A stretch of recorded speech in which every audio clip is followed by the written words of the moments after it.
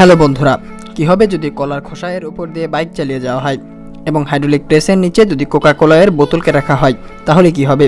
এবং এই ভিডিওতে সবথেকে বড় সেন্টার ফুড দিয়ে বানানো বাবল গামকে দেখাতে চলেছি এবং ভিডিওটি না টেনে সম্পূর্ণ দেখার অনুরোধ রইল। আর আপনি যদি এখনও চ্যানেলটি সাবস্ক্রাইব করে না থাকেন তবে অবশ্যই চ্যানেলটি সাবস্ক্রাইব করে পাশে থাকা বেল আইকনটি প্রেস করে রাখুন। তো বন্ধুরা, শুরু করা যাক আরও একটি নতুন video, driving A bike on banana pills. বন্ধুরা, আমরা ছোটবেলা থেকেই শুনে আসছি কলার খোসা খুব পিচ্ছিল হয়ে থাকে। এটির উপর দিয়ে হেঁটে যেতে গেলে বা কোনো কিছু চালিয়ে যেতে গেলে এটি পিছলিয়ে যায়। তো আজকের এই এক্সপেরিমেন্টটিতে কলার খোসায়ের উপর দিয়ে বাইক চালিয়ে গেলে কি হয় সেটিই দেখা যাবে। আর এর জন্য রাস্তার উপর শত শত কলার খোসা বিছিয়ে দেওয়া হলো এবং এর উপর দিয়ে যদি বাইক চালানো হয় তাহলে কি হবে সেটিই দেখা যাক।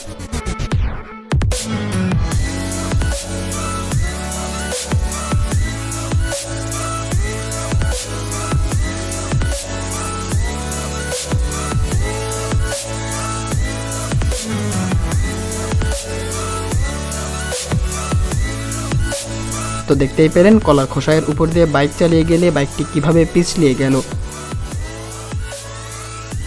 Slime with centre food.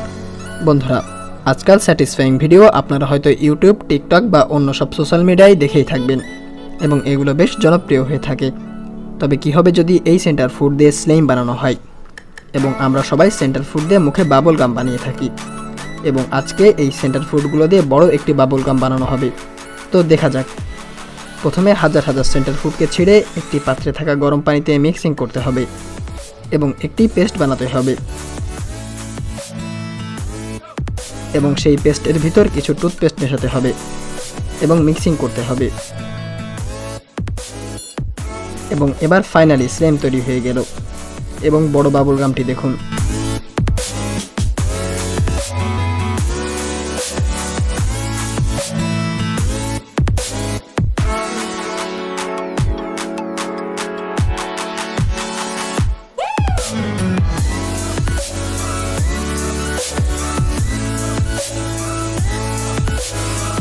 Hydraulic press versus bullet.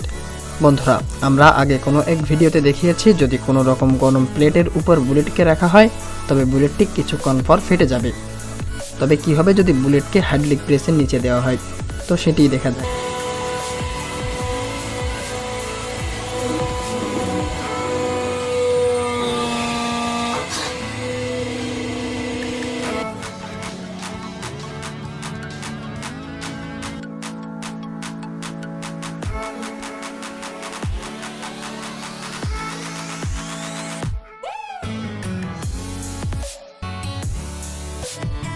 বন্ধুরা, কি হবে যখন হাইড্রোলিক প্রেসের নিচে একটি কোকা-কোলা সহ একটি বোতলকে রাখা হবে?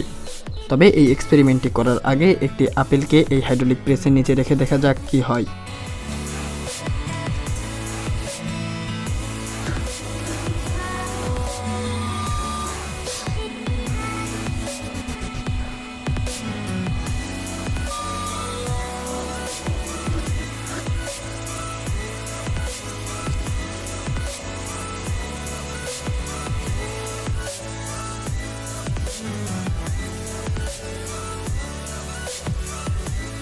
বন্ধুরা, এবার কোকা-কোলা সহ বোতলকে এর নিচে রাখা হলো এবং কি হলো সেটি আপনি ভিডিওতেই দেখে নিন।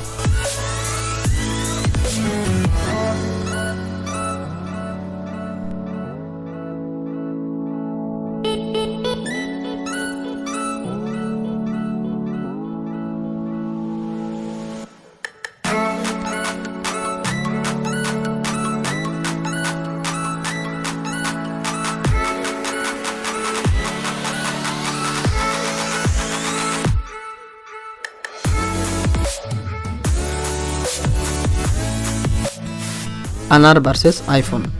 বন্ধুরা, আইফোনের সাথে তো সব রকমের এক্সপেরিমেন্টই করা হয়ে থাকে, তবে আনার এটি এক প্রকার বাজি এবং অনেকগুলো আনারের মাঝে যদি একটি আইফোনকে রাখা হয় তবে এটির অবস্থা কেমন হবে? মানে আইফোনটা কি ভালো থাকবে নাকি সম্পূর্ণ নষ্ট হয়ে যাবে সেটিই দেখা যাক।